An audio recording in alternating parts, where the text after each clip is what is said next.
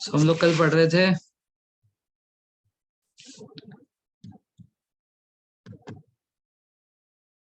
Biology में nutrition के बारे में।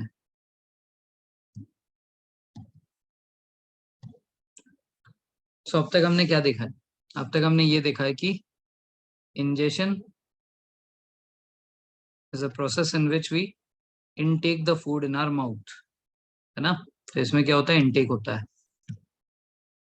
We just intake the food.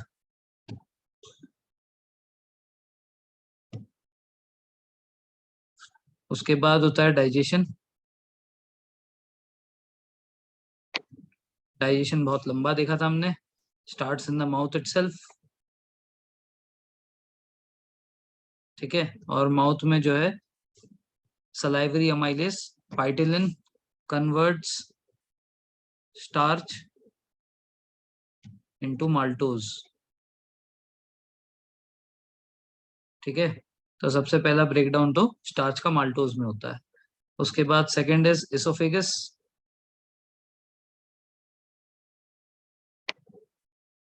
Oesophagus से पेरिस्टाल्टिक मूवमेंट करता हुआ नीचे उतरता है फूड।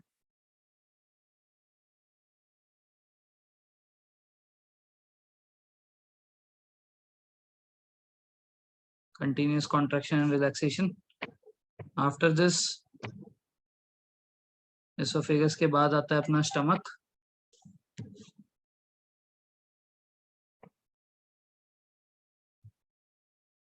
सो स्टमक के अंदर दो टाइप की जूसेस होती है, एक गैस्ट्रिक जूस, एक mucus.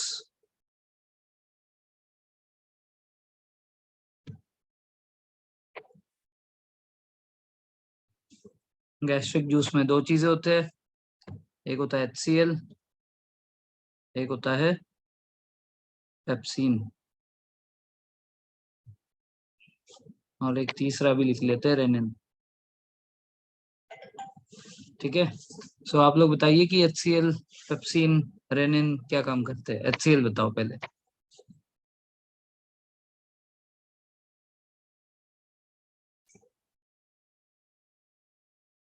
Disinfect, okay.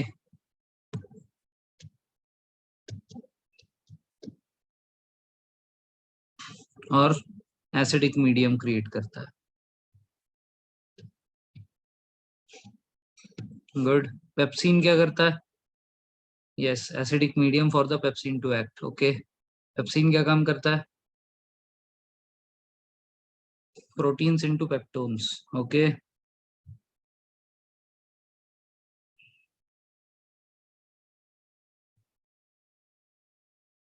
And rennin? Milk to curd,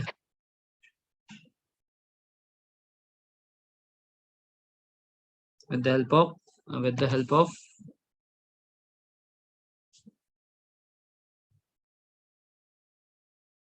lactic acid,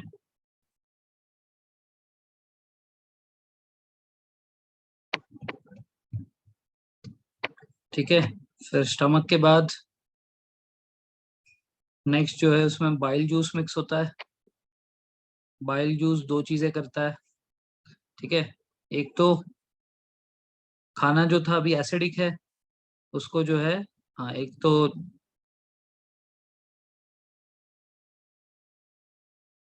एक न्यूट्रलाइजेशन करता है, और दूसरा जो है इमल्सिफिकेशन ऑफ फैट्स करता है। अब एक चीज ध्यान रखना, इवन दो आपके 10th स्टैंडर्ड तक के बुक्स में ना यहाँ पे न्यूट्रलाइजेशन है, ठीक है ना। ये जो पॉइंट है, बाइल जो है न्यूट्रलाइजेशन करता है, ये एक्चुअल में सही नहीं है, बट ठीक है, मतलब 10th स्टैंडर्ड की बुक तक तो न्यूट्रलाइजेशन ही लिखते हैं। एक्चुअल में ये होता है कि बाइल जूस जो है इसको हल्का सा अल्कलाइन बनाता है, ठीक है ना। इसका जो पीएच है, इसके बाद ये हो जाता है पीएच अप्रोक्सीमेटली 8, ठीक है। तो यहाँ पे न्यूट्रलाइजेशन बोला मतलब तो ये 7 हो गया, तो ऐसा होता नहीं है लेकिन, ठीक है। तो 10th स्टैंडर्ड तक आपको जो है न्यूट्रलाइजेशन पढ़ाया जाता है, और एनडीए में भी आएगा तो वही लिखना, ठीक है। If it comes in NDA और सीडीएस, न्यूट्रलाइजेशन ही लिखना। उसके बाद जो है pancreatic juice,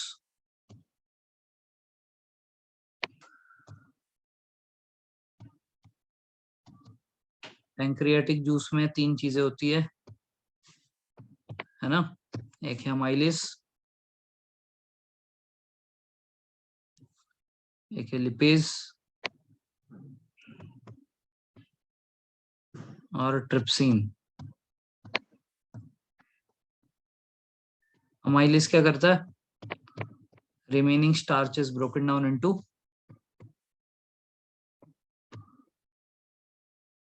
lactose and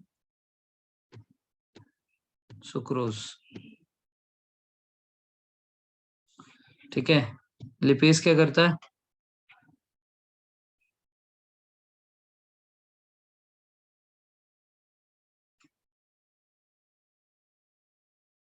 fats to fatty acids and glycerol,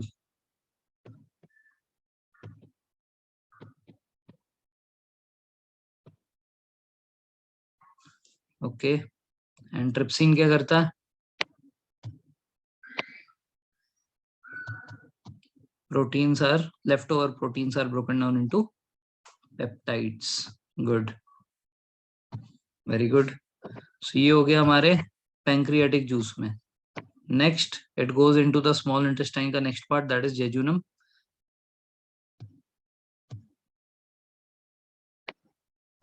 jejunum में तीन कन्वर्जन्स होते हैं, है ना। ये हमारे जो भी कार्बोहाइड्रेट्स थे, कार्बोहाइड्रेट्स मतलब अब वो माल्टोज, लैक्टोज, फ्रुक्टोज, ये माल्टोज, लैक्टोज एंड सुक्रोज में कन्वर्ट हो चुका है। All those carbs are converted to glucose, okay. और all the proteins are basically converted to proteins, मतलब वो पेप्टोन्स और पेप्टाइड्स थे, they are converted to amino acids, okay, and the remaining fats were converted to fatty acids and glycerol,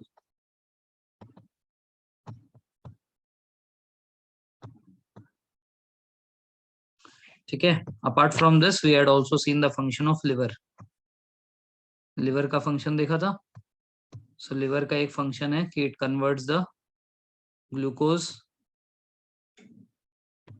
to glycogen, ठीक है। then production of bile, secretion नहीं, production, production of bile. ये जो bile है उसका store कहाँ होता है, bile is stored inside gall bladder, तो फिर फाइनल सिक्रीशन वहां से होगा, ठीक है, गॉल ब्लैडर से सिक्रीशन होगा, ओके। देन ग्लूकोज हो गया, प्रोडक्शन ऑफ बाइल हो गया, और स्टोर हाउस ऑफ डैश,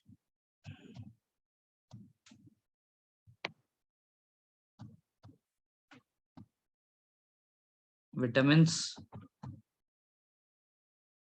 कौन से टाइप के विटामिन,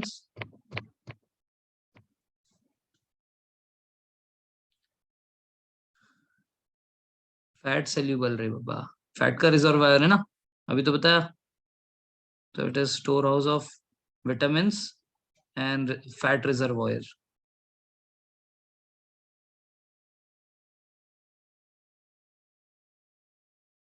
सो फैट रिजर्वायर है तो फैट सेल्यूबल वाले ADENK,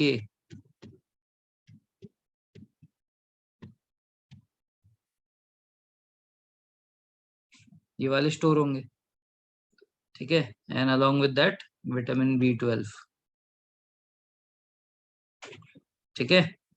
So, ये सारे फंक्शन है, और एक बचा है, one more function, formation of urea, very good.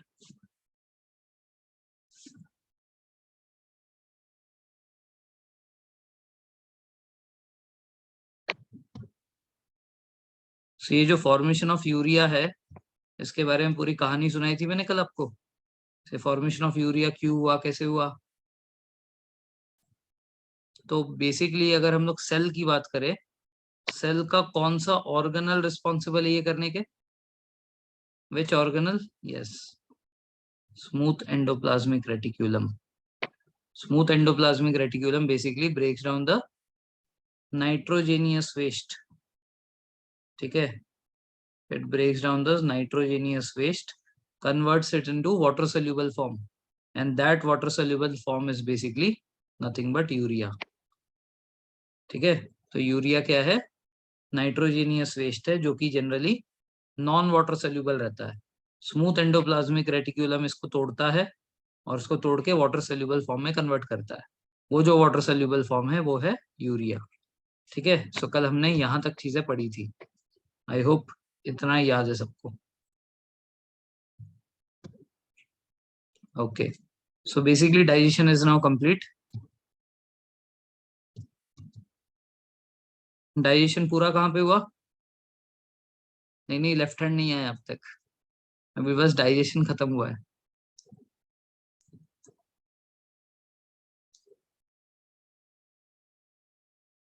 Yes, now the digestion has been completed in the small intestine.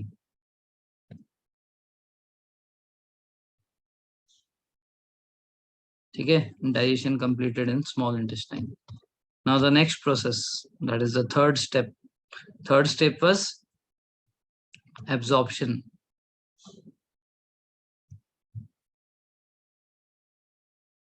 Now where is this absorption going to occur? खाना जहाँ पे डाइजेस्ट हुआ है वहीं पे.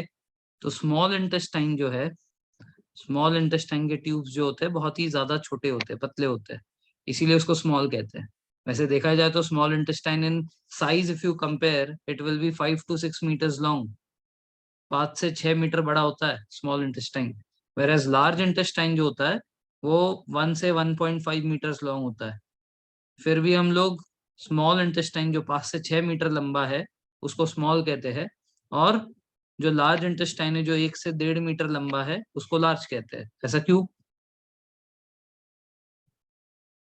Due to its diameter.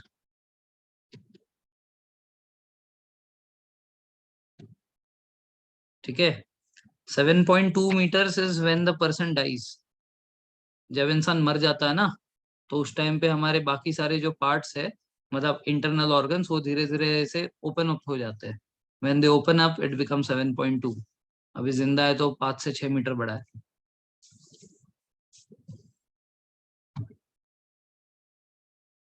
ठीक है, so it is basically called as small intestine due to the diameter. Diameter बहुत ही पतला है उसका. जो जिंदा है उसका मेजर किसने किया होगा? एंडोस्कोपी से मेजर करते हैं. ठीक है, एंडोस्कोपी इज अ टूल जो अंदर वो डाला जाता है, उससे मेजर किया जाता है. एनीवेज, सो एब्जॉर्प्शन में क्या होगा? एब्जॉर्प्शन में जो हमारा स्मॉल इंटेस्टाइन है, अब मैं उसको थोड़ा सा मोटा बना रहा हूँ ताकि मैं उसके अंदर कुछ काम कर पाऊँ. ठीक है, तो सारा का सारा डाइजेस्टेड फूड इधर है. ठीक है ना, all the glucose, amino acids, everything is here.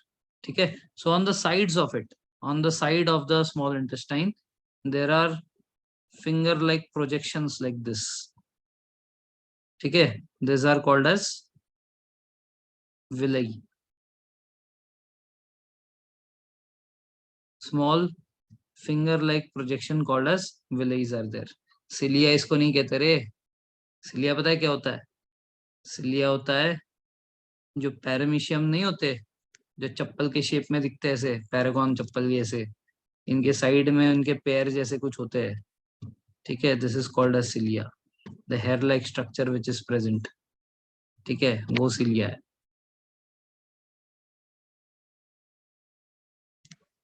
ठीक है, सो ये क्या है? ये विलाई है. तो ये जो फिंगर लाइक प्रोजेक्शंस यहाँ पे जो विलाईज है ये दोनों तरफ होंगी. ठीक है, they will be present over here also. Why are they made in this form? ये ऐसे सीधे सीधे ऐसे बनाते क्या जाता? ऐसे इसको फिंगर लाइक प्रोजेक्शन क्यों बनाया? यस, सरफेस एरिया बढ़ता है. ठीक है, this increases the surface area. So अगर सरफेस एरिया ज्यादा होगा सो एब्जॉर्प्शन भी ज्यादा हो जाएगा, डायरेक्टली प्रोपोर्शनल हो जाएगा, है ना. So because of that they are made to be in this shape.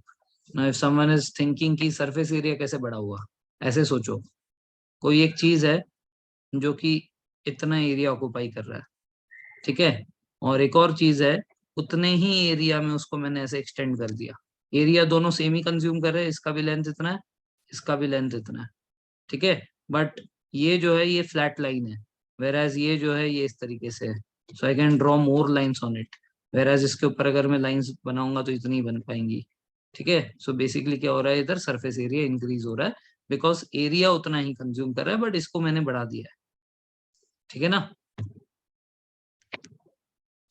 सो ये जो फिंगर लाइक स्ट्रक्चर्स हैं यहाँ पे, इसके अंदर ब्लड वेसल्स होते हैं, they contain blood vessels inside, तो इनके अंदर ब्लड वेसल्स है जो कि खाने को अपने अंदर एब्जॉर्ब करेगा, ठीक है। So this absorption takes place by the process of diffusion,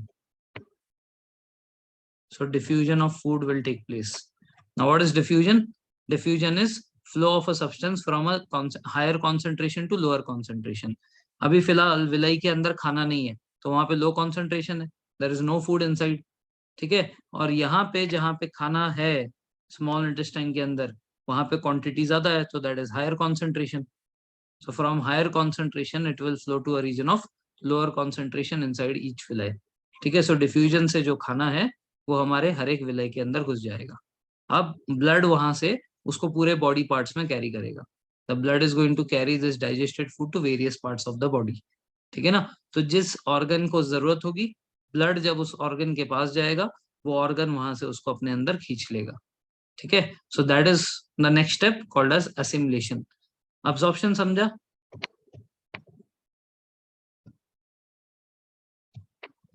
okay, now let's say कि आंखों की बात हो रही है, ठीक है, आंखों की बात हो रही है, सो पीछे जो है इसके ब्लड वेसल्स होता है, जब आप अपने आंख को मसलते हो तो उसके बाद देखना लाल हो जाता है, लाल क्यों हो जाता है, आपके जो अंदर ब्लड वेसल्स है वो ब्लड वेसल्स जो है थोड़े से स्वेल हो जाते हैं, तब वो आपको लाल लाल दिखाई देता है। या कई बार होता है फोटोग्राफ भी जब लेते हो तो फोटोग्राफ में भी आपने रेड आई देखा होगा, ठीक है, in photograph also you must have seen some red eye, ठीक है, it is nothing but the blood vessels inside the eye, ठीक है। सो जब ब्लड यहाँ पे आएगा, इसके अंदर मान लो विटामिन ए है, ठीक है, this vitamin A will be absorb by the blood vessels of your eye. Similarly, when any kind of muscle protein will be there, ठीक है, जो हमारे मसल्स है ये क्या करेगा, अमीनो एसिड्स को अपने अंदर ले लेगा, this is going to take amino acids inside, ठीक है। सो मसल के अंदर अमीनो एसिड्स चले जाएंगे, आंखों के अंदर विटामिन ए चले जाएगा, ठीक है। फिर हमारे जो अलग अलग सेल्स के अंदर माइटोकॉन्ड्रिया है, mitochondria is going to take the glucose, ठीक है, ये ग्लूकोज ले लेगा अपने अंदर तोड़ने के लिए, ठीक है। सो इस तरीके से each and every part of your body is going to consume something out of that blood, ठीक है, जिस ब्लड के अंदर हमारा सारा का सारा खाना एब्जॉर्ब हुआ था, ठीक है। So basically when the blood is flowing throughout your body, different different organs, different different cells are taking away some parts from that blood, ठीक है। So this process is called as assimilation।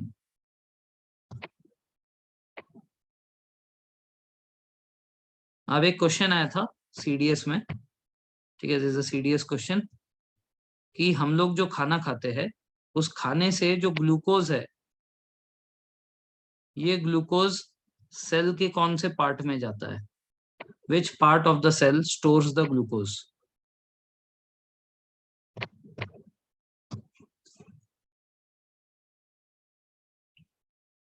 चलो options देता हूं,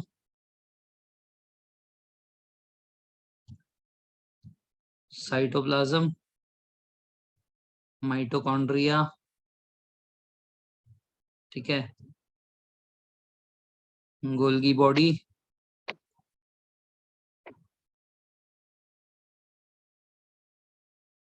rough endoplasmic reticulum. Mitochondria, you are absolutely wrong, cytoplasm. सुनो ढंग से, वैसे तो आगे भी आएगा बट अभी सुन लो, ये हमारा सेल है, इस सेल का जो साइटोप्लाज्म होता है, इस साइटोप्लाज्म के अंदर सारा का सारा ग्लूकोज जाता है, ठीक है, ये जो ग्लूकोज है सेल के अंदर, इस ग्लूकोज का ग्लाइकोलाइसिस होता है। क्या होता है? Glycolysis. What happens in the process of glycolysis? This glucose molecule which is C6H12O6, ठीक है, this glucose molecule in the process of glycolysis breaks down, ये टूट जाता है, ये टूट के बनता है पाइरुवेट।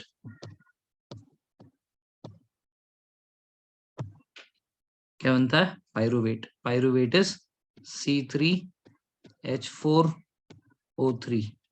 ऐसे पाइरुवेट के दो मॉलिक्यूल्स बनते हैं, एक मॉलिक्यूल ऑफ ग्लूकोज से दो मॉलिक्यूल ऑफ पाइरुवेट बनता है, ठीक है ना। तो अब यहाँ पे ये जो ग्लाइकोलाइसिस प्रोसेस हुआ, इसको क्या बोलते हैं ये भी पूछा जाता है। इज इट ऑक्सीडेशन और इज इट रिडक्शन? कैसे पता करेंगे? बहुत ही सिंपल तरीके से, ठीक है। यहाँ पे जो ग्लूकोज है हमारा, ये क्या है? C6H12O6 है, ठीक है ना। और यहाँ पे अगर मैं पाइरुवेट के दो मॉलिक्यूल्स को देखूं, ठीक है, दो मॉलिक्यूल्स को, तो दोनों से इसको मिला दूंगा तो क्या हो जाएगा? C6 हो जाएगा, H8 हो जाएगा, O6 हो जाएगा। ये दो है ना, तो ये मल्टीप्लाई कर दिया, ये मल्टीप्लाई कर दिया, ये मल्टीप्लाई कर दिया, तो ये हो गया C6H8O6। यहाँ पे H12 था, यहाँ पे H8 है, तो क्या हुआ है बेसिकली इन दोनों में कंपेयर करूँ तो? रिमूवल ऑफ हाइड्रोजन हुआ है।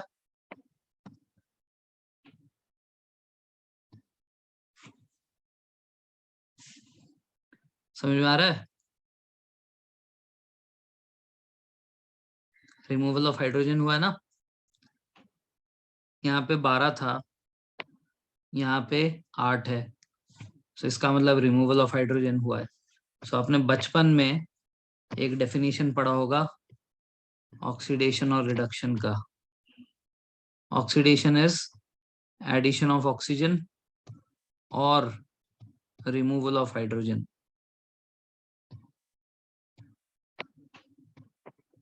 एंड रिडक्शन में आपने पढ़ा होगा एडिशन ऑफ हाइड्रोजन और रिमूवल ऑफ ऑक्सीजन। पढ़ा ऐसा कुछ?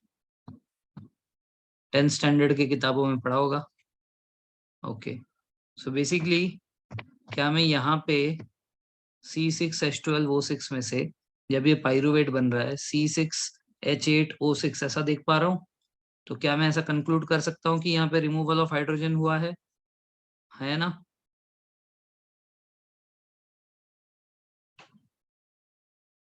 Okay, so if I can say this is removal of hydrogen, so what is it? Is it oxidation or is it reduction?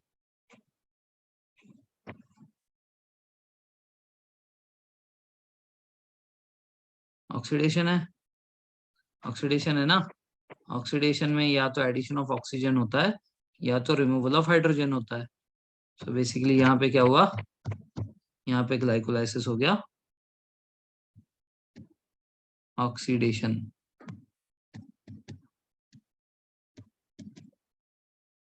Anyone for whom it is not clear please ask। कोई ऐसा हो जिसको नहीं समझा, पूछो।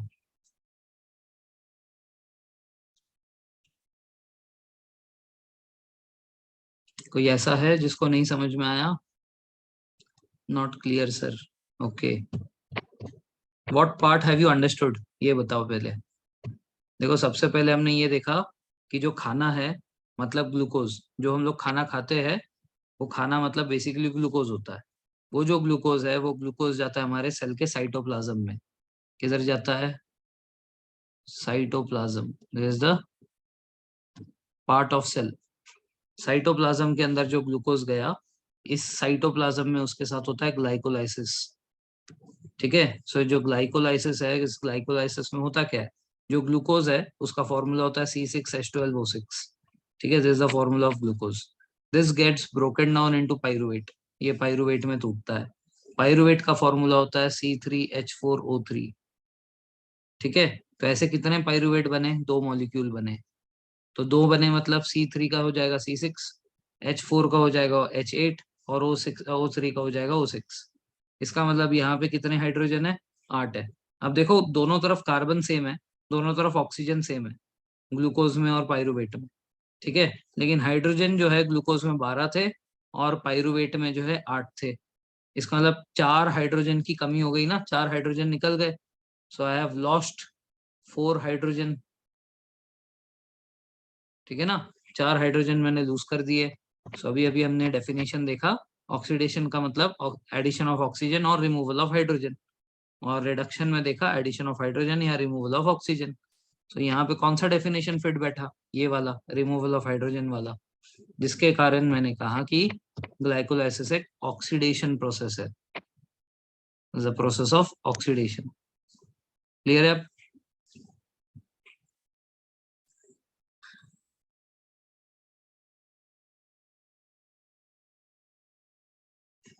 Clear है क्या? Okay okay. So basically assimilation का क्वेश्चन है। ठीक है, this is a question of assimilation, कि एसिमिलेशन ऑफ ग्लूकोज जब होता है, सो वो जो ग्लूकोज है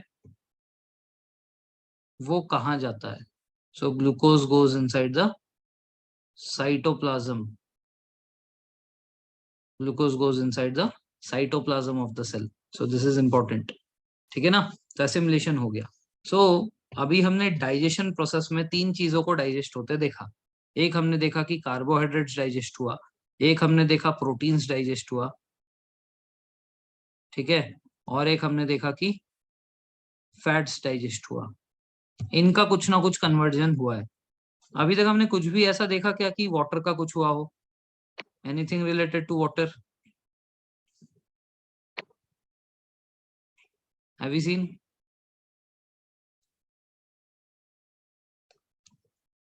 no. Have you seen anything related to salts? जो हम लोग नमक खाते हैं उसका कुछ देखा अब तक हमने? क्या हो गया? रिस्पॉन्स बंद हो गए तुम्हारे?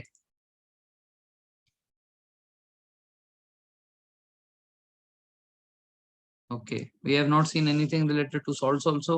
Have we seen anything related to fibers? No. ठीक है, तो ये 3 चीज अभी बचे हुए हैं, इन 3 का अभी तक कुछ नहीं देखा। ठीक है, लेकिन खाते वक्त क्या क्या खाया था? What did we have in our food? तो हमने कार्बोहाइड्रेट्स खाया था, तो इसका क्या होता है देख लिया। हमने प्रोटीन्स खाया था, प्रोटीन्स का क्या होता है वो भी देख लिया। हमने फैट्स खाया था, फैट्स का क्या होता है वो भी देख लिया। सॉल्ट्स एब्जॉर्ब नहीं होते अभी तक, तो नहीं हुए, अभी तक तो कहीं पढ़ा नहीं हमने ऐसा, अभी तक नहीं पढ़ा, अभी तक के प्रोसेस में। कहाँ तक? एसिमिलेशन तक। ठीक है, तो कार्बोहाइड्रेट्स प्रोटीन्स फैट्स खाते वक्त आपने सुना होगा ना कि हमें फाइबर रिच फूड खाना चाहिए, है ना, जैसे फ्रूट्स हो गए, फ्रूट्स में फाइबर होता है, आटे में फाइबर होता है। ठीक है ना, तो ये सारे जो फाइबरस चीजें हैं ये फाइबर भी खाते हैं हम, तो इनका क्या होता है अब तक नहीं पता। ठीक है, फिर सॉल्ट्स, सॉल्ट्स खाते हैं हम लोग, इसका क्या है नहीं पता। ठीक है, और जो पानी हम पीते हैं इससे क्या होगा इसका भी नहीं पता। ठीक है, so what do you call as a balance diet? Balance diet का क्या मतलब होता है? आपने कई बार सुना होगा, कई जगह पे लिखा होता है कि हमें बैलेंस डाइट करना चाहिए, बैलेंस डाइट करना चाहिए, बैलेंस डाइट करना है क्या ये? What do mean by balance diet? So balance diet is nothing but in which you have 3 things, mainly carbohydrates which should be there 60%, ठीक है, then proteins which should be there 15%, ठीक है, and fats which should be there 25%। ठीक है, ये ratio में जब हम लोग खाना खाएंगे तो उसको बोलेंगे बैलेंस डाइट। ठीक है, अब फाइबर्स जो है इसको इंक्लूड ही नहीं किया, क्यों? हजम नहीं होता इसलिए। ठीक है, लेकिन फाइबर खाना जरूरी है। फाइबर खाने से ये जो ऊपर की चीजें दिख रही है आपको, ये सबको डाइजेशन करने में मदद मिलती है, इसीलिए फाइबर तो सबसे पहले खिलाते हैं शादियों में। ठीक है, जब आपने बुफे देखा होगा ना, बुफे लगता है शादियों में जहाँ पे आपको सेल्फ सर्विस करना पड़ता है, सबसे पहले क्या रखा होता है जहाँ पे प्लेट्स रखते हैं? तो प्लेट्स चम्मच वो सब के बाद जस्ट उसके बाद क्या होता है? सैलेड होता है, हाँ, जिसको हम लोग स्किप करके आगे बढ़ जाते हैं। सैलेड कौन खाता है, ये तो घर में खाने वाली चीज है, आगे जाओ। पनीर खाएंगे, चिकन खाएंगे, है ना। और सैलेड को तो बड़े सजा कर रखते हैं, है ना, उसमें जो है गाजर का फूल बना देंगे। मैं लास्ट से शुरू करता हूँ। हाँ, सो बेसिकली गाजर का फूल बना देते हैं, फिर करेला का क्रोकोडाइल बना देते हैं, पता नहीं क्या क्या करते हैं। Okay, so this fibers which is there is helping you in the overall digestion. अब ये ओवरऑल डाइजेशन में कैसे मदद करता है, ये अभी हम लोग देखेंगे। अच्छा, क्रिएटिविटी इन सैलेड, पहले आइसक्रीम फिर बाकी का। अच्छा, चलो, तो अब हम लोग आ जाते हैं हमारे मेन टॉपिक पे। असिमिलेशन तक हो गया, अब डायग्राम पे चलते हैं वापस। Where is the food now? So food is over here, जो कि जेजुनम में था। ठीक है, the second portion of your small intestine. First portion क्या था? ये ऊपर वाला, ये वाला जो पोर्शन था, this is the first portion, this called as duodenum. ठीक है, duodenum is the first portion, jejunum is the second portion. Third portion में इसके बाद जब अब्जॉर्प्शन हो गया, एसिमिलेशन हो गया, उसके बाद जो फूड है वो यहाँ पे आएगा थर्ड पोर्शन में, which is called as ileum. Third portion of your small intestine is called as ileum, ये जाएगा इलियम में। अब इलियम से कुछ नहीं होता, इलियम में नथिंग हैपेंस। ठीक है, तो वहां से ये चले जाएगा हमारे लार्ज इंटेस्टाइन में। सो this is the large intestine, ये जो यहाँ आप देख रहे हो, ये हमारा लार्ज इंटेस्टाइन है। ठीक है ना। सो अब ये जो इलियम है, इसने जो फूड है ये भेज दिया यहाँ पे। ठीक है ना। अब देखो, लार्ज इंटेस्टाइन में ये जो हमारा खाना आया है वो किधर आया है? इस जगह पे आया है, दिस पार्ट। ठीक है, अब इसको ऊपर जाना है, फिर ऐसे जाना है, और उसके बाद नीचे जाना है। नाम बड़ा मस्त है इसका। ये जो हमारा लार्ज इंटेस्टाइन है, इसके तीन हिस्से हैं। ये जो पहला वाला हिस्सा है जहां पे खाना ऊपर की तरफ जाएगा, this is called as ascending colon. ठीक है, नीचे से ऊपर जाते हैं तो असेंडिंग बोलते हैं, असेंडिंग कोलन। ठीक है, उसके बाद ये साइडवेज जाने वाला है सेकेंड हाफ में, this is called as transverse colon, transverse colon. और ये ऊपर से नीचे आने वाला है तो ये डिसेंडिंग कोलन। ठीक है ना। अब हमारे इस पार्ट में, लार्ज इंटेस्टाइन के इस पार्ट में आया क्या था? अभी हमारा वाटर डाइजेस्ट नहीं हुआ है, फाइबर्स डाइजेस्ट नहीं हुआ है, सॉल्ट डाइजेस्ट नहीं हुआ है। तो सारा का सारा वाटर, फाइबर और सॉल्ट यहाँ पे आया है। ठीक है ना। अब ये नीचे से ऊपर जो जा रहा है, ग्रेविटेशनल फोर्स के अगेंस्ट में जा रहा है, टुवर्ड्स में जा रहा है? Is it going towards or against? It is going against the gravitational force. Okay, so जरूर आपके पेट में कोई मोटर लगा होगा, क्योंकि पानी है ना, तो पानी ऊपर कैसे आएगा? जनरली हमारे ओवरहेड टैंक में जब पानी को चढ़ाना होता है, तो नीचे ग्राउंड पे जो है मोटर लगाते हैं। तो मोटर से पानी ऊपर ओवरहेड टैंक में चढ़ता है ना, बिल्डिंग के ऊपर। तो वैसे ही कुछ होगा इधर, है ना, मोटर लगाया होगा, है पेट में मोटर? नहीं, तो ये जाता कैसे? How does it go up? So इसीलिए फाइबर्स इंपॉर्टेंट है। ठीक है, इसीलिए यहाँ पे क्या चाहिए हमें? फाइबर्स चाहिए। अब जो फाइबर है ये स्पंज की तरह काम करता है, it works like a sponge. तो स्पॉन्ज अगर आप पानी में डालते हो तो पानी सोख लेता है ना, वैसे ही यहाँ पे जो फाइबर्स है, यहाँ पे जो आपने फाइबर्स खा रखे थे, इसके अंदर पानी जो है वो अब्सॉर्ब करता है।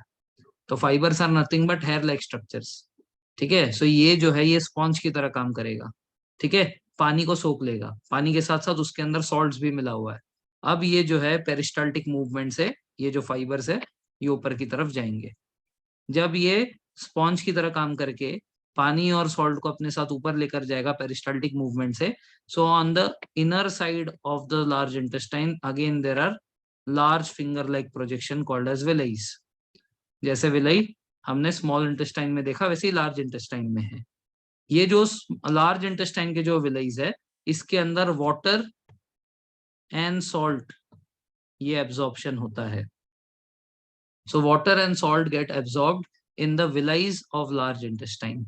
तो इसके बाद ये ऊपर चढ़ेगा, और ऊपर के बाद ये ऐसे ट्रांसफर्स जाएगा, उसके बाद ये इधर नीचे उतरेगा। यहाँ तक बात समझ में आई? ओके, तो इस फाइबर का काम क्या था? फाइबर का काम था कि ये पानी को नीचे से ऊपर तक लेकर जाएगा। तो ये बहुत ही इंपॉर्टेंट चीज है। लेट्स से कि आपके खाने में फाइबर बहुत कम है, फाइबर कहीं पर डाइजेस्ट नहीं हुआ है, fibre did not gate digested at any point of time, ठीक है, बट अगर वो नहीं होता तो पानी को ऊपर कैसे चढ़ाता फिर? तो पानी इधर सड़ जाता। अगर आपके खाने में लेट्स से कि फाइबर्स बहुत कम है, पानी इधर ही रह जाएगा। एक तो आपके वो सही से होंगे नहीं, ठीक है, you will not have a good morning any day, ठीक है, पहला। दूसरा, पानी जो इधर सड़ेगा ना, सड़ा हुआ बास आएगा, ठीक है, this you can smell from someone's mouth also. मुंह से भी स्मेल आएगा वो, क्योंकि ये पूरा कनेक्टेड है, इसका ओपनिंग मुंह में ही है, ठीक है, तो दो जगह से गंदा स्मेल आएगा। एक तो मुंह है, दूसरा यू कैन अंडरस्टैंड, ठीक है। So this is not a healthy sign, ठीक है। तो इसीलिए having good amount of fibers is very very important. नहीं, डायरिया तो बीमारी है, अलग चीज है वो, ठीक है। सो इसीलिए having fibres in your food is very very important. Fruits में होता है, ठीक है ना, आटे के रोटी में होता है, ठीक है, ये सारी चीजें हैं जिसमें काफी अमाउंट में फाइबर मिलता है। तो खैर, सारा का सारा पानी एब्जॉर्ब हो गया लार्ज इंटेस्टाइन के वॉल्स में। अब जो बाकी का बचा हुआ आपका फाइबर्स था, वो आएगा रेक्टम में, ठीक है, it will come into the rectum. So when it comes into the rectum, rectum में आने के बाद, ठीक है, तभी फीलिंग आ जाती है कि अपने को जाना है, ठीक है। So this is the time when the feeling comes, ठीक है, and then it goes out and the process ends with the left hand, ठीक है। So this completes our process of egestion. इससे हमारा एजेशन कंप्लीट हुआ। क्लियर है यहाँ तक?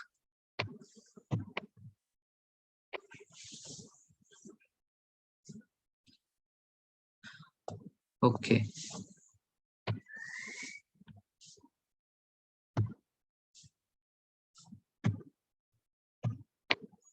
सो डाइजेशन का हमने ये सब कुछ देख लिया था।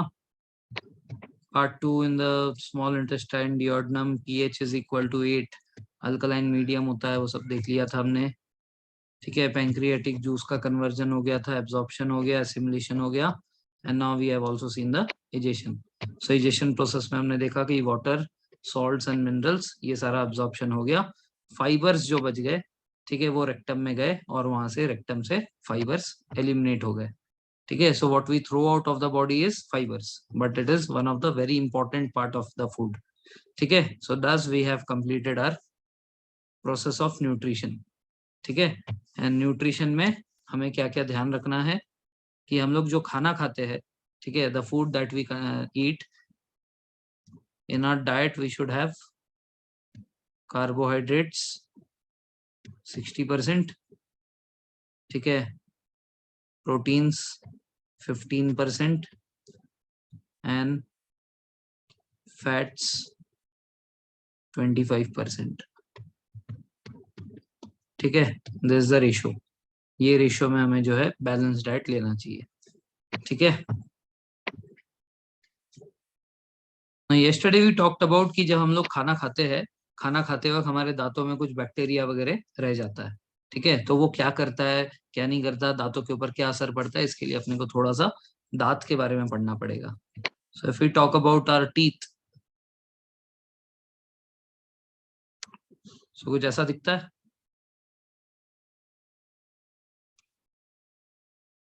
कोलगेट के ऐड में तो ऐसे ही आता है कुछ, है ना। इसके 3 पार्ट्स होते हैं। सबसे ऊपर वाला जो पार्ट होता है, इसको बोलते हैं एनामल। उसके बाद सेकेंड पार्ट जो होता है, इसको बोलते हैं डेंटाइन। जो अंदर वाला जो पार्ट होता है, सबसे अंदर वाला, is called as pulp cavity. और उससे एकदम लास्ट वाले पार्ट के बीच में एक जो मैंने पतला वाला लेयर बनाया है, इसके अंदर हमारे नर्व्स होते हैं, ठीक है, जो कि हमारे ब्रेन से जाके कनेक्ट होता है, जहाँ पे सेंसिटिविटी होती है। आप ठंडा या गर्म खाते हो तो आपको जो फील आता है, ठीक है, ये कि ठंडा है, ये गर्म है, ठीक है ना। मैं उनकी बात नहीं कर रहा जिनकी एकदम सेंसिटिव दांत है, उनके भी इसी पार्ट में, but this happens to everyone.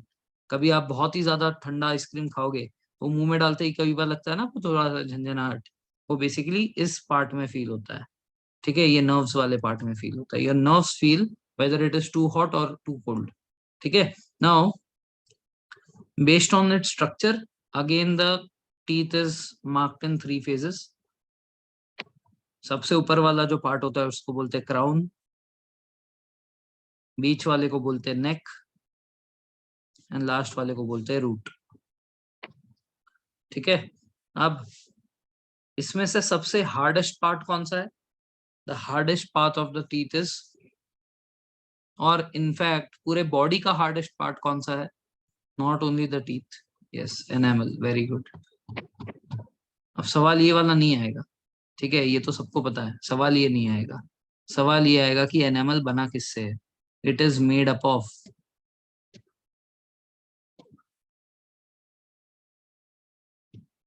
Hint ये है कि ये उसी सब्सटेंस से बना है जिससे हमारे बोन्स बनते हैं।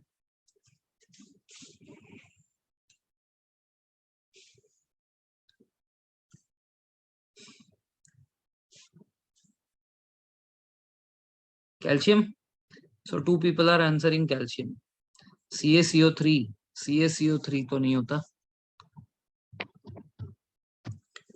सो this is previous year NDA का क्वेश्चन। ठीक है, दिस प्रीवियस ईयर एनडीए का question. If you are having a toothache,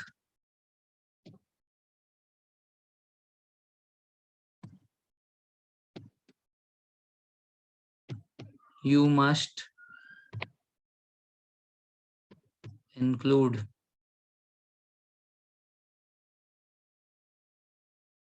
dash in your diet।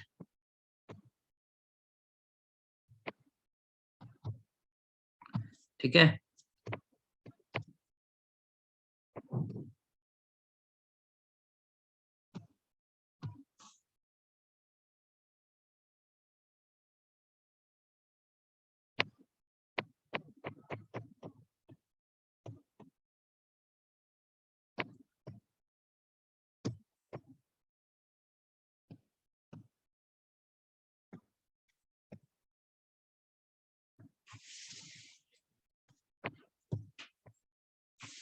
if you are having a toothache you must include dash in your diet। Calcium option ही नहीं दिया था।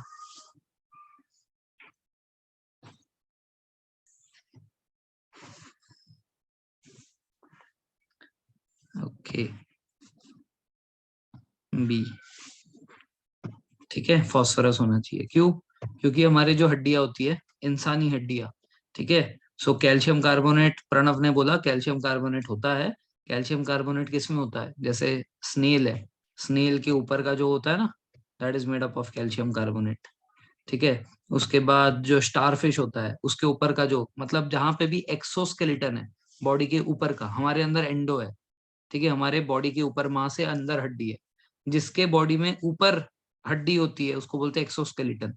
सारे exoskeleton वालों में CaCO3 होता है ऊपर। ठीक है ना, हमारे वाले में जो है, हमारे वाले में है calcium phosphate. So calcium phosphate का फॉर्मूला क्या है? कैल्शियम फॉस्फेट का PO4, तो कैल्शियम की वैलेंसी होती है 2, फॉस्फेट की वैलेंसी होती है 3, Ca3PO4 whole twice. This is the formula for calcium phosphate. तो ये जो चीज है, ये चीज हमारे पूरे बॉडी के हड्डियों में है। ये चीज लेकिन एनामल में क्रिस्टलाइन फॉर्म में है। ठीक है, this is present in the enamel in crystalline form. So basically enamel में क्रिस्टलाइन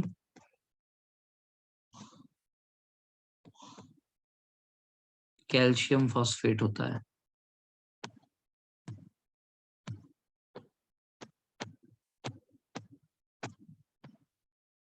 ठीक है, now what do you mean by crystalline? Which is having a particular arrangement.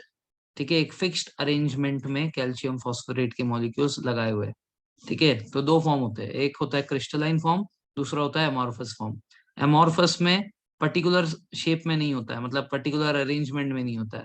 किसी भी तरीके से लगा सकते हैं, that is called as amorphous form. Amorphous form ज्यादा हार्ड नहीं होता, वेरएज क्रिस्टलाइन फॉर्म बहुत हार्ड होता है। सो हमारा जो एनामल है, एनामल में जो कैल्शियम फॉस्फेट का लेयर लगा हुआ है, ये क्रिस्टलाइन फॉर्म में है। This makes the enamel very very strong. So body का, पूरे बॉडी का जो है स्ट्रॉन्गेस्ट पार्ट है, ठीक है ना? कोई डाउट?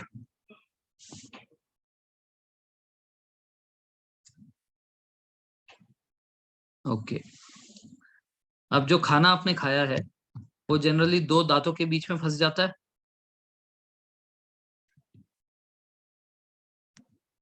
ऐसे इधर खाना फंस जाता होगा, है ना? तो इसको खाने के लिए जो बैक्टीरिया आएगा, वो बैक्टीरिया एसिड जो है इस जगह पे फैलाएगा। This area the acid will be put on, ठीक है? इस खाने को खा रहा था तो ये जो एरिया में वो एसिड डाल रहा है, ये एसिड से वो इस खाने को खा जाता है, बट ये एसिड हमारे दांतों में रह जाता है। So that is why more often you will see कि हमारे दांतों में जो कैविटी बनती है, ठीक है, दांतों में जो बेसिकली कैविटी बनती है, वो या तो दांतों के एकदम जॉइंट्स में बनती है, या तो एकदम अंदर की तरफ जो पीछे के दांत है हमारे, ठीक है, अंदर की तरफ जो पीछे वाले दांत है, उस दांतों के बीचों बीच भी बनता है, क्योंकि उस दांत के बीच में भी कई बार खाना फंसता है जहां पे वो एसिड डाल के जाता है। तो अगर सामने कहीं पे कैविटी हो रही है, it will be between your two teeth, ठीक है? और अगर अंदर की तरफ हो रहा है, so it will be either between the two teeth और it will be in the middle, ठीक है? ये दो एरियाज में खाना फंसता है, तो वहां पे वो एसिड डाल के जाता है, ठीक है? सो ये जो एसिड है, ये येलो कलर का एसिड है जो बैक्टीरिया ने डाला उस खाने को खाने के लिए, ठीक है ना? और इसके कारण हमें जो बीमारी होती है उसको बोलते हैं plaque. So what is plaque? Plaque is a condition in which the acid has accumulated over the surface of your teeth over a period of time. Accumulation of acid on the surface of the teeth over a period of time is a condition called as plaque. ठीक है ना? Plaque leads to cavity formation.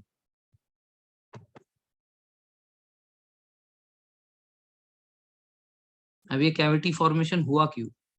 Why did this cavity get formed? तो cavity formation इसलिए हुआ क्योंकि acid का corrosive nature होता है। Acids are corrosive. So because of the corrosive nature of acid, there is this formation of cavity inside the teeth. Clear है?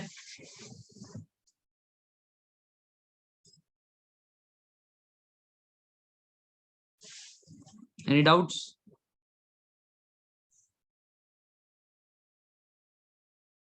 Okay. Next topic is respiration. क्या जानते हो आप respiration के बारे में? What do you know about respiration? Whatever you know, just write it. जो भी जानते हो बताओ।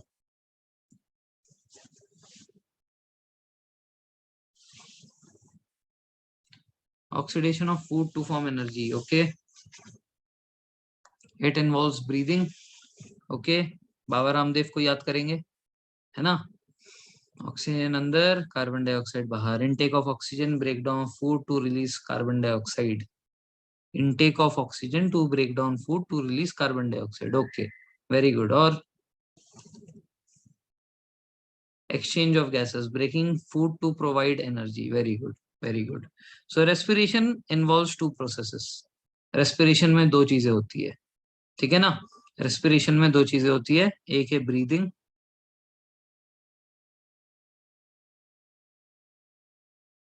और दूसरा है cellular respiration.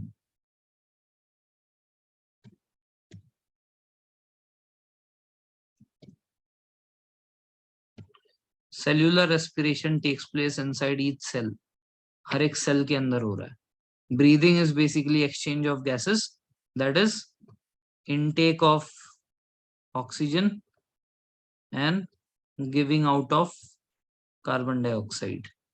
So respiration is a complex process in which two simple processes are there. One is breathing, other is cellular respiration. So in breathing, we take in oxygen and we give out carbon dioxide.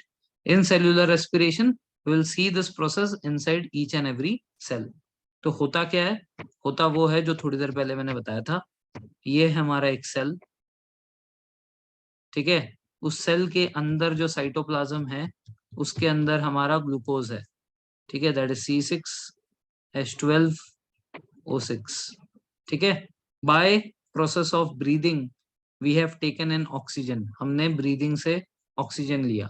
This oxygen is going to break down this substance, yes, this substance into pyruvate.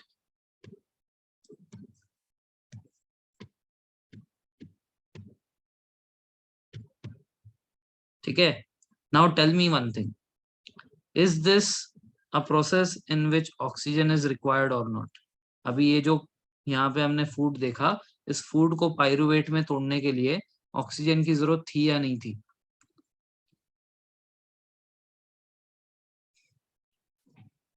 Answer is no.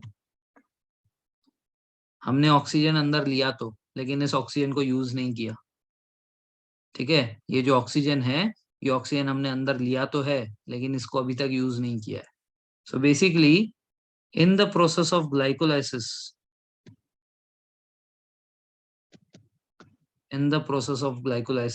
where the breaking down of this glucose is taking place into pyruvate, that is C3H4O3, ठीक है, 2 molecules of pyruvate, there is no requirement of oxygen as such. अंदर लेते तो है breathing से, लेकिन इस oxygen को यूज नहीं करते अभी, ठीक है ना। तो ये ग्लाइकोलाइसिस में जो ऑक्सीडेशन हो रहा है, it is not because of intake of oxygen, it is because of removal of hydrogen. ये रिमूवल ऑफ हाइड्रोजन के कारण हुआ है, ये इनटेक ऑफ ऑक्सीजन के कारण नहीं हुआ है ना। है तो ऑक्सीडेशन वो सही है, but this oxidation is not taking place because of the taking in of oxygen, this is happening because of removal of hydrogen, ठीक है ना। सो पाइरुवेट फॉर्मेशन तक ऑक्सीजन की नीड कहीं नहीं है, ऑक्सीजन की नीड इसके बाद आएगी, ठीक है ना। सो बेसिकली बचपन से आप ये पढ़ते हो कि हम लोग ऑक्सीजन लेते हैं, उससे ग्लाइकोलाइसिस होता है, फिर पाइरुवेट होता है। ये ऑक्सीजन की रिक्वायरमेंट पाइरुवेट तक कहीं है ही नहीं, इसके बाद होने वाली है, ठीक है। सो पाइरुवेट जब फॉर्म हो गया, इस पाइरुवेट के फॉर्मेशन के बाद 3 पॉसिबिलिटीज है, ठीक है। पहला पॉसिबिलिटी ये है कि oxygen will be supplied in large quantity, यहाँ पे जो है ऑक्सीजन की रिक्वायरमेंट है, this is called as aerobic respiration. यहाँ पे ऑक्सीजन की जरूरत पड़ी, पाइरुवेट तक आने के लिए कोई ऑक्सीजन की जरूरत नहीं पड़ी, समझ में आ रही बात। तो यहाँ पे when oxygen is supplied in large quantity, aerobic respiration takes place. This takes place inside the mitochondria, ठीक है। ये कहाँ हो रहा है? माइटोकॉन्ड्रिया के अंदर हो रहा है। तो माइटोकॉन्ड्रिया के अंदर हो क्या रहा है? अब ये हो रहा है कि दिस पाइरुवेट, ठीक है, कितने पाइरुवेट? 2 molecules of pyruvate.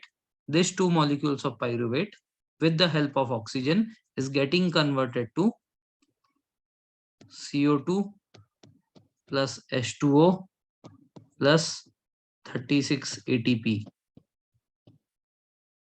ठीक है। This 36 ATP is the energy that we got.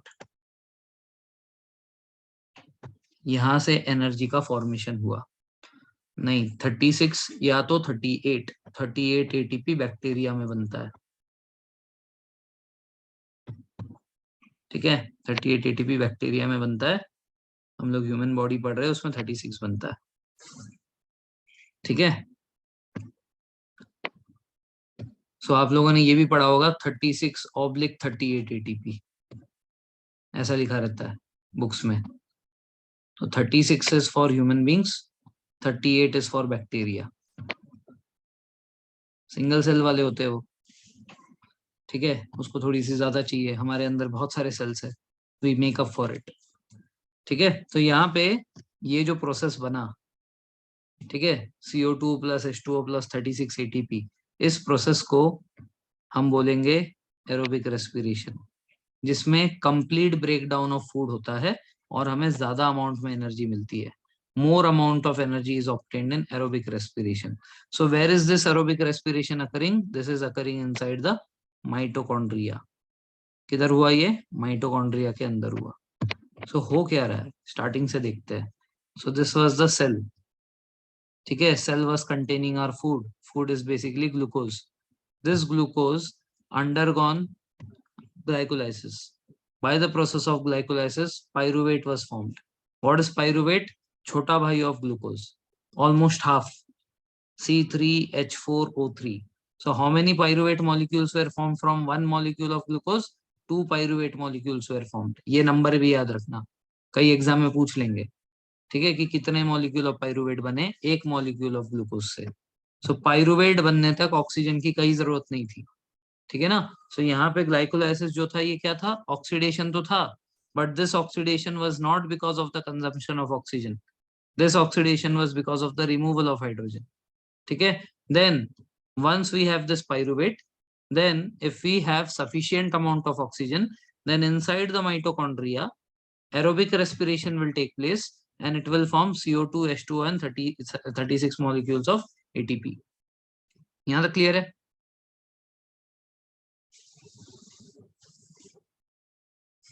Okay. Let's say now you are having a lot of energy inside you. ठीक है, आपके अंदर बहुत एनर्जी है, तो आप जो है दौड़ने के लिए जाते हो. ठीक है ना. तो दौड़ने के लिए जाते हो तो एनर्जी खर्च होगी, हाँ या ना? यस. सो जब आपके बॉडी में एनर्जी खर्च होगी, लेट्स से अब यहाँ पे आउटपुट और इनपुट की बात करते हैं. Output, input. ठीक है, जब आप दौड़ रहे हो, ठीक है, जब आप दौड़ रहे हो, लेट्स से कि आप 500 कैलोरीज खर्च कर रहे हो पर मिनट में. ठीक है, you are basically spending 500 calories in your body per minute, एक एक मिनट में. वेयर एज आपके अंदर जितना ऑक्सीजन आपके नाक से और मुंह से जाता है, फिर दौड़ते वक्त तो आप नाक मुंह सब खोल देते हो, और 2-3 होल एक्स्ट्रा होते तो आपको अच्छा होता है ना. तो नाक मुंह जो भी है, उससे जितना भी ऑक्सीजन आपके अंदर जा रहा है, उससे जितनी भी अमाउंट में यहाँ पे एनर्जी बन पा रही है, वो मान लो इनपुट एनर्जी है 300 कैलोरीज की. ठीक है ना, कितने की? 300 कैलोरीज पर मिनट की. So is it abundant or is it deficient? Is it abundant or is it deficient? Deficient है. ओके. सो अगर ये deficient है तो बेसिकली आपके जो मसल्स है, ठीक है, मसल्स को ही तो मेनली एनर्जी चाहिए ना जब आप दौड़ रहे हो, तो पैर के मसल्स को खासकर. ठीक है, तो पैर के मसल्स के अंदर उतनी एनर्जी बन नहीं पा रही है, डेफिशिएंट हो गया. तो जब डेफिशिएंट हो जाएगा, उसको जितनी एनर्जी चाहिए थी आप दे नहीं पा रहे हो, तो क्या होगा? यहाँ पे स्टार्ट हो जाएगा आपका anaerobic respiration, because now you do not have that much amount of oxygen which was required. ये नहीं कह रहे कि ऑक्सीजन नहीं है. ठीक है, ऑक्सीजन की डेफिशिएंसी है. यहाँ पे चाहिए कितना था हमें? 500 कैलोरीज पर मिनट. मिल कितना रहा है? 300. क्यों ऐसा? क्योंकि ऑक्सीजन उतना जा नहीं रहा. आपके बॉडी के अंदर जो ऑर्गन्स है, ठीक है, नाक और मुंह, जिससे आप ऑक्सीजन ले सकते हो, उससे उतना अमाउंट में ऑक्सीजन जा नहीं रहा है. ठीक है ना, सिंपल लॉजिक है. इसके कारण अब ये जो है माइटोकॉन्ड्रिया में नहीं जाएगा, because there is no oxygen now. So mitochondria को ऑक्सीजन चाहिए था एरोबिक रेस्पिरेशन करने के लिए. So now there is deficiency of oxygen, lack of oxygen नहीं है. ठीक है ना. ये एनसीईआरटी में या आपको 10th स्टैंडर्ड में किसी ने लैक ऑफ ऑक्सीजन पढ़ाया होगा तो गलत है. There is deficiency of oxygen. ठीक है ना, लैक ऑफ ऑक्सीजन नहीं है, डेफिशिएंसी ऑफ ऑक्सीजन है, जिसके कारण अनएरोबिक रेस्पिरेशन हो रहा है.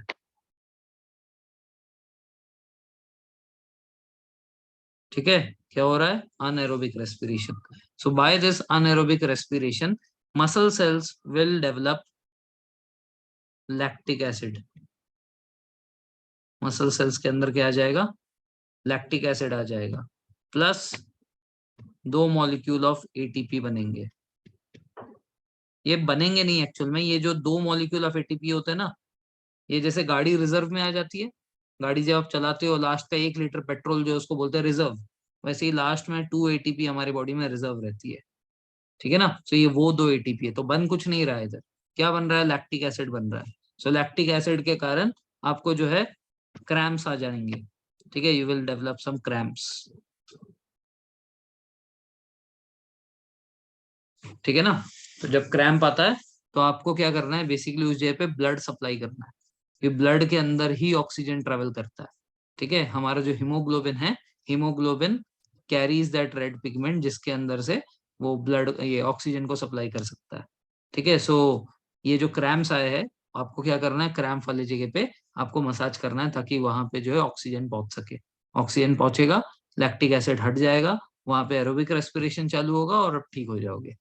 This is the logic. Clear है। So what happens to your muscle cells when you are working out too much? Anaerobic respiration is happening because of deficiency of oxygen, which is forming the lactic acid. Clear है।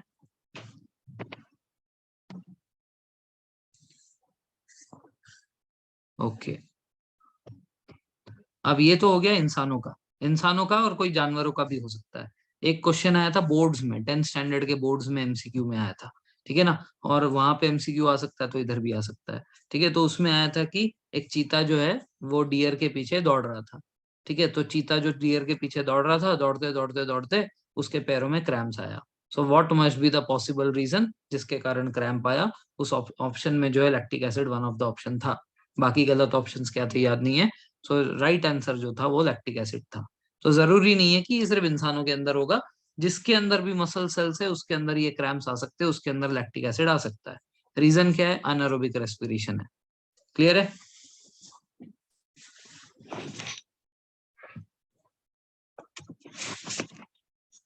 Okay, तो ये तो हमारे बात हो गए। ठीक है, इंसानों के, जानवर के, उन सब की बात हो गए। अब हम बात करते हैं ईस्ट सेल की। ठीक है, ईस्ट पता है सबको? This is a kind of fungus. ये किस में आता है? किंगडम फंगाई में आता है। Is a kind of fungus. So जो ईस्ट है, ईस्ट को, अब इसका पहले प्रोसेस बताता हूँ तो आपको रिलेटेबल लगेगा। तो अगर कभी आप इडली डोसा बनाते हो, ठीक है, तो इडली डोसा बनाने के लिए हम एक पतीला लेते हैं, है ना। उसके अंदर हम लोग राइस का पेस्ट लेते हैं। राइस का पेस्ट लेने के बाद उसमें एक येलो सा मैजिक मसाला डालते हैं। तो ये जो येलो मैजिक मसाला होता है, ये ईस्ट होता है। ठीक है, ये जो येलो कलर का मसाला इसमें डालते हैं, कुछ नहीं है, मसाला नहीं है, ईस्ट है। ठीक है, तो ये जो ईस्ट है, ये ईस्ट इसमें डालने के बाद हम लोग ऊपर से इसको ढक देते हैं। ये ढकना बहुत इंपॉर्टेंट है। क्यों ढका इसको हमने? Why did we close this? नहीं, इसमें हमें ऑक्सीजन को बंद कर देना है, लिमिट कर देना है, अनएरोबिक सराउंडिंग बनाने के लिए। अब इसमें जब ऑक्सीजन नहीं जाएगा, ठीक है, जब इसमें अनएरोबिक रेस्पिरेशन होगा, उस टाइम पे ये बनाएगा C2H5OH। Sir sometimes cramp heavy workout के बाद आता है, ऐसा क्यों? वर्कआउट करते वक्त आना चाहिए, मतलब हैवी वर्कआउट के टाइम पे आ रहा है तो सही तो है, मसल्स को ऑक्सीजन नहीं मिल रहा है।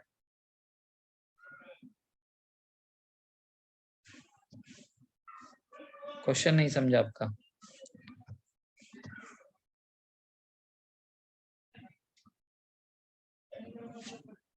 चलो मैं आपको माइक देता हूँ,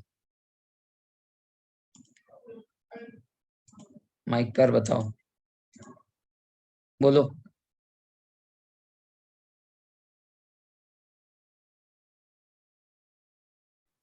सर वर्कआउट करने के बाद तो ऑक्सीजन मिल जाता है ना बॉडी को, हम्म, तो फिर कभी कभार वर्कआउट अच्छा, करने मतलब के आप बाद कह रहे आता हो है। कि पोस्ट वर्कआउट आपको क्रैम्प्स आते हैं, जबकि करते करते आपको आने चाहिए थे, राइट?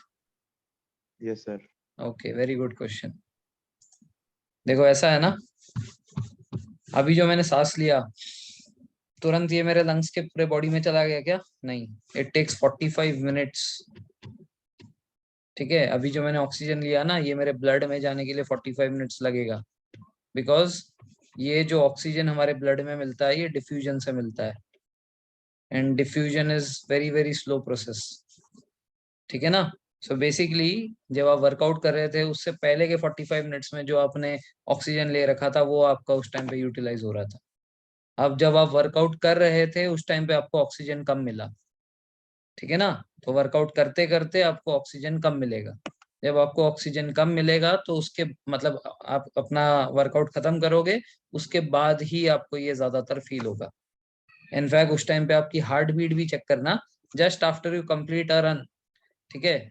अब 5 किलोमीटर 3 किलोमीटर जितना भी दौड़ते हो वो दौड़ने के बाद अपना हार्ट बीट चेक करना, ठीक है। नॉर्मल हार्ट बीट हमारा 72 रहना चाहिए पर मिनट, ठीक है ना। पर मिनट हार्ट बीट कितना होना चाहिए, 72। But you will see surprisingly कि after you complete the run you will have something between 60 to 65 or sometimes even less, ठीक है।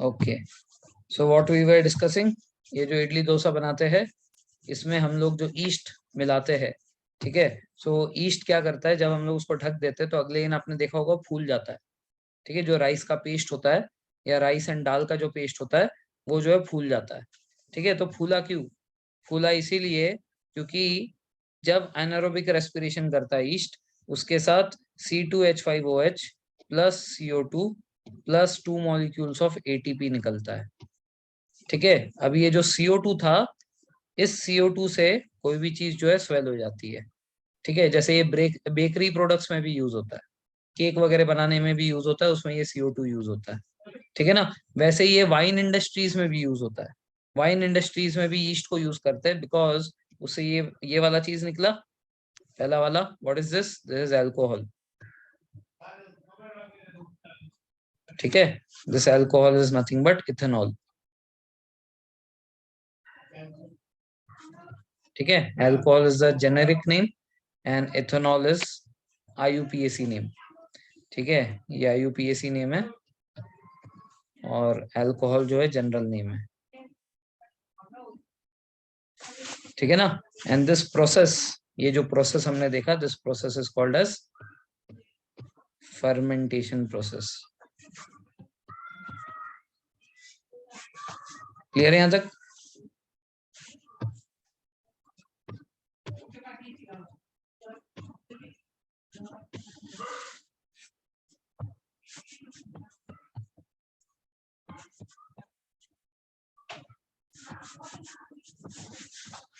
ओके,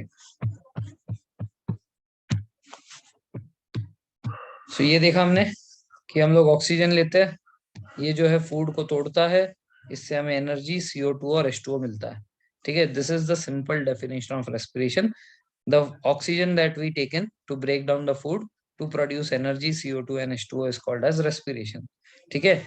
तो अगर ये जो प्रोसेस है सिर्फ इतने को डिफाइन करना हो कि ये किसके अंदर हो रहा है, तो इसका आंसर होगा माइटोकॉन्ड्रिया, ठीक है। ये इतना जो प्रोसेस हमने देखा ये एक्चुअल में माइटोकॉन्ड्रिया के अंदर हुआ। तो यहाँ पे जो फूड हमने लिखा ये एग्जैक्टली फूड नहीं है, अब फिलहाल ये पाइरुवेट फॉर्म में है। सो मैक्सिमम कंफ्यूजन इधर ही होता है डेफिनेशन को देख के। फिलहाल ये अभी पाइरुवेट फॉर्म में है, जो हमने माइटोकॉन्ड्रिया के अंदर जाते हुए देखा। उधर ऑक्सीजन आया, पाइरुवेट को तोड़ा, एनर्जी बनी, CO2 बना, H2O बना। क्लियर है?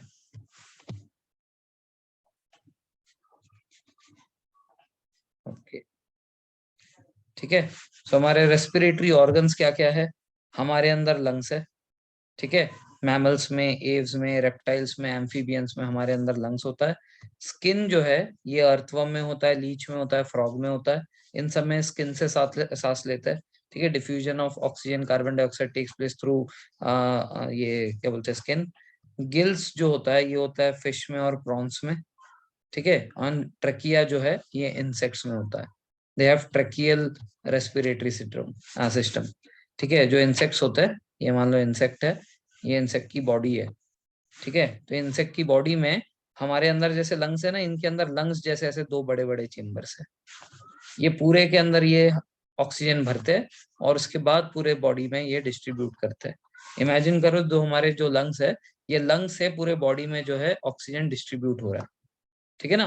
दिक्कत क्या है, कर सकते थे, ऑक्सीजन जो है लंग्स में भरो। Sir if it takes 45 minutes to diffuse oxygen then how infant respiration at birth.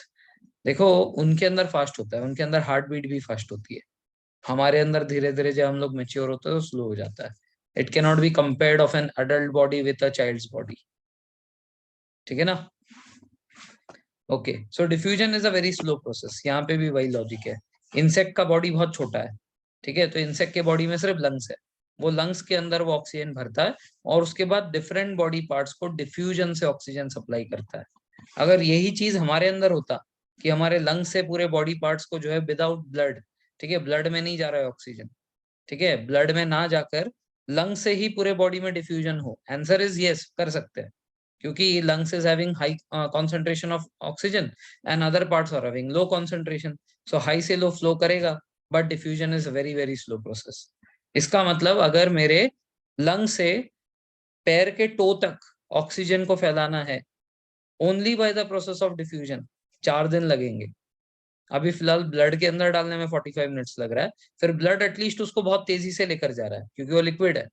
अगर डिफ्यूजन सिर्फ गैसेस के थ्रू करना होता, ठीक है, और मतलब हमारे लंग से जो है एक एक ऑर्गन के थ्रू इसको करना पड़ता, तो फिर हमारे लंग से पैर के टो तक जाने में बहुत समय लगता, ठीक है। अब एक चीज दिमाग में आ रहा होगा, sir diffusion in gases is faster than the liquids, पढ़ा होगा ऐसा कुछ, diffusion in gas is faster than that of liquid, so blood से कैसे फास्ट हुआ और गैस से कैसे स्लो हुआ। आंसर ये है कि अगर ये diffusion, haemoglobin has high affinity of oxygen, नहीं यार, आपको पता बहुत कुछ है लेकिन आपके कंसेप्ट बहुत ज्यादा इधर उधर हो रखे हैं, ठीक है, you know a lot of things but your concepts are not very clear, what I can see, ठीक है। ध्यान दो क्या कह रहा हूँ, ये कह रहा हूँ कि ये हमारा लंग्स है, ठीक है, और यहाँ पे हमारे जो है पैर है। अब ये लंग से ऑक्सीजन को बाहर निकलने के बाद कितने मिलियन सेल्स के थ्रू जाकर हमारे पैर में पहुंचना पड़ेगा। सो इट इज नॉट दैट कि ये फ्री एयर जा रहा है और हमारे पैर में पहुंच रहा है लंग से, it is not like that, it has to travel through so many cells, millions and millions of cells which are solid in nature, इसके वजह से डिफ्यूजन स्लो होगा। हरी बात समझ में। वेराज अगर मेरे पास आर्टरीज एंड वेन्स का सिस्टम है, सो आर्टरीज एंड वेन्स के थ्रू एक पाइपलाइन जैसे बन जाएगी जिससे कि ब्लड बहुत ही तेजी से पैर तक आ जाएगा। Are you getting the logic कि why we are having this system of blood instead of direct diffusion of air, ठीक है। तो डायरेक्ट अगर एयर से करना होता तो उसको ट्रेकियल सिस्टम बोलते हैं, जो कि इंसेक्ट्स के अंदर है। तो इनके अंदर क्यों चलता है, because they are small in size, इनका साइज बहुत छोटा है, इसके वजह से इनके अंदर डायरेक्ट डिफ्यूजन ऑफ एयर होता है, तो भी इनको काम चल जाता है, इनका कोई दिक्कत नहीं है उसमें, ठीक है। सो ये प्रोसेस अभी हमने देख लिया, glycolysis, breakdown and all this things we have seen. Aerobic respiration क्या होता है, एनारोबिक रेस्पिरेशन क्या होता है देख लिया हमने, मसल सेल में क्या होता है, इस सेल में क्या होता है हमने देख लिया। Is there any doubt so far?